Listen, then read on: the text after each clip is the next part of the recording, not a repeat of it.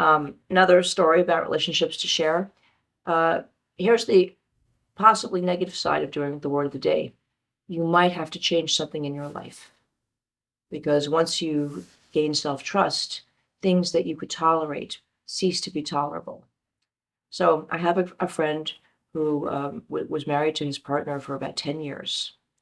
And he was more in the traditional male role. He earned all the money, and his partner, took care of the house and went to the gym and did all of that sort of thing. And there was a point at which near Christmas there was a money issue, and his partner said, "I think you should get a second job." And he was like, "Okay, I'll get a second job." And then he called me up, and I said, "But you're sick. You barely get any sleep. You look like hell. You work 12 hours a day because it's his busy season.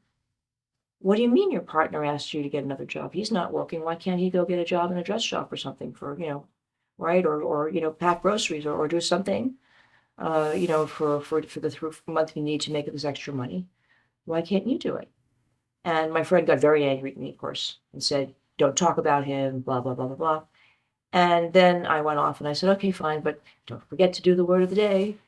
You don't have to listen to me, but keep faith with yourself and keep that trust relationship going." So he called me right after New Year's and he said, "I have to have a drink with you." And I said, "Okay, as long as you're buying." And he said, "No problem." So we met up and he said excitedly, "I've met someone. I've met someone who is much more closer to me in terms of who I am now, not who I was 10 years ago. He's accomplished, I've, impressed, I've improved in my career. My partner is still back where he was. And the partner, by the way, had left to go somewhere in a huff. They'd left on a bicker and it wasn't a good thing because he hadn't gotten a second job, apparently. And he said, I've met this person, and before I started doing the word of the day and these techniques that you teach, Marilyn, I would have felt guilty. I probably wouldn't have taken the opportunity to get to know this man and so on and so forth.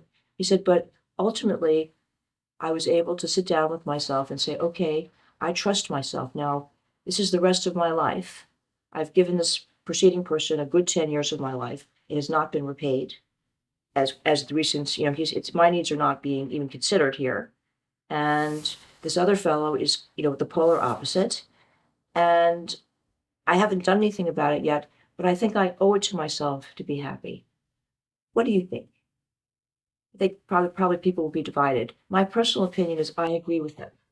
Because I think that if someone asks you to do something that is physically against your well-being, forget anything emotional or personal, and they could do it themselves, then I think that must be considered abuse. Sorry to be blunt about it.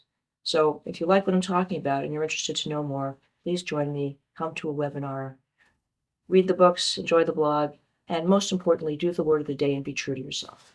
See you in the next video.